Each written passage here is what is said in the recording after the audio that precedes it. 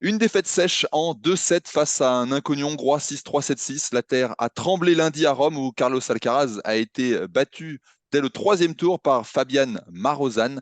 Lui qui restait sur 20 victoires pour une seule défaite sur terre battue en 2023 a tout simplement été surclassé par le 135e joueur mondial. Alors messieurs, c'est un petit peu une question provoque. Est-ce qu'il faut s'inquiéter avant Roland Garros? Arnaud, Non, et non pourquoi? et non. Donc j'ai répondu pour Max et pour Laurent. Non, non et non. Décidément. Non, non, mais non, pourquoi? Parce que en fait, on s'est amusé avec Bertrand hier, avec qui je commentais hier soir, à regarder un petit peu ce début de saison quand même d'Alcaraz. Et on se disait presque, en fait, c'était peut-être un mal pour un bien, d'avoir finalement du temps pour récupérer un petit peu après tout ça et repartir à fond pour Roland Garros, parce que l'objectif, ça reste Roland Garros. On regarde quand même de tout ce qu'il a joué, gagné, enfin, la confiance, elle est maximale. Enfin, je veux dire, c'est monstrueux ce qu'il a engrangé. Après, moi, ça m'amuse toujours, et parce que je vais pas tout raconter, mais je vais en laisser un petit peu pour les copains. Mais c'est son analyse encore à chaque fois. J'adore en fait. J'adore son état d'esprit. Je trouve qu'il n'y a rien d'inquiétant. Au contraire, il prend le truc comme ah, je suis encore en train d'apprendre malgré tout. J'ai déjà été numéro un mondial, j'ai déjà un grand chelem derrière moi, mais j'apprends. Et c'est lui qui m'a fait peut-être, qui m'a bousculé, qui m'a fait mal jouer. Bravo à mon adversaire. Et je sais pas, il a le visage très apaisé, je trouve. Il n'est pas dépité. Il a tout donné, en fait. Et en fait, je crois que c'est ça. C'est que de toute façon, quand tu es comme ces joueurs-là qui donnent tout, ben, il y a des jours, ben, ça peut arriver. Il peut y avoir des déconvenus et ça peut aussi lui arriver à lui. Voilà, c'est le jeu, c'est comme ça. Il est encore tout jeune. Donc, non, Adrien, désolé.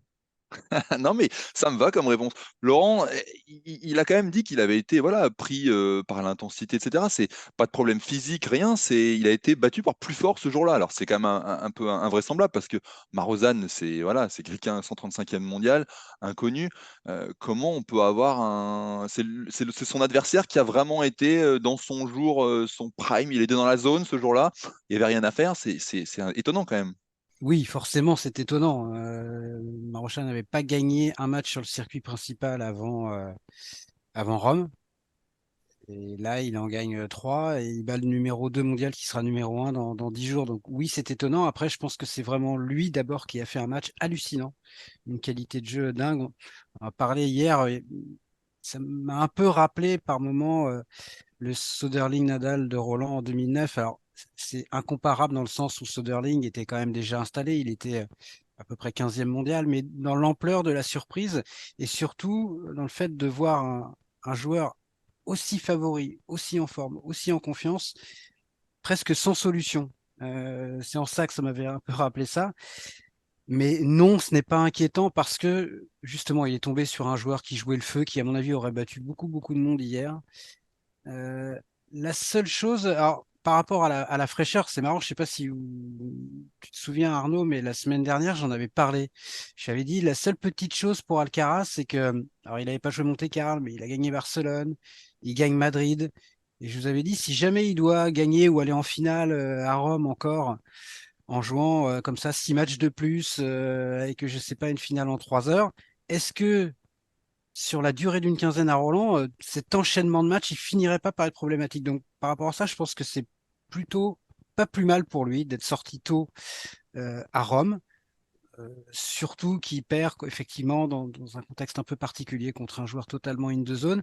La seule petite chose, c'est qu'il est tellement peu habitué à être dominé comme ça, malgré son jeune âge. Et Arnaud disait, oui, il apprend encore, mais il a déjà plus l'habitude de ça. Et hier, je l'ai trouvé un peu démuni tactiquement.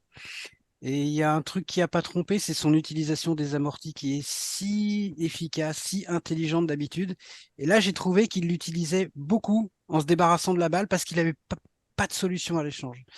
Donc là, c'était intéressant de le voir dans un match comme ça où il a du mal à trouver des solutions, où il est clairement bousculé et même vraiment dominé. Et il a eu du mal quand même à s'en sortir tactiquement, même si au final, il est pas loin de faire basculer le match parce qu'il a jamais un point parce qu'il arrive même en étant dominé comme ça à rester au contact, à débreaker et voilà, il mène 4-1 dans le tie-break.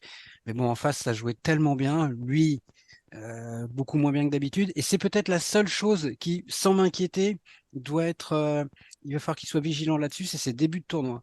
Parce que mine de rien, à Madrid, il avait déjà, au premier tour, été tout près de la porte contre Russuvori, il s'en était sorti, derrière, il gagne le tournoi. Alors là, c'était le deuxième tour, mais on est encore très tôt dans le tournoi, tout début de deuxième semaine. Et il perd là contre Marochan. Donc attention à Roland, parce que devra être vigilant en début de quinzaine, même si ce qui joue évidemment en sa faveur, c'est que ce sera en 3-7 gagnant et c'est compliqué de le battre en deux, ce sera encore plus compliqué de le battre en trois. Il avait fallu hier que Marochan gagne un troisième set. Mm. Est-ce qu'il l'aurait fait? C'est pas évident. Donc, mais quand même, je trouve que sur Madrid et Rome, il n'y a pas d'inquiétude en termes de niveau de jeu. Physiquement, à mon avis, c'est plutôt une bonne nouvelle. Mais il faudra le surveiller sur son première semaine à Roland, qu'il fasse attention.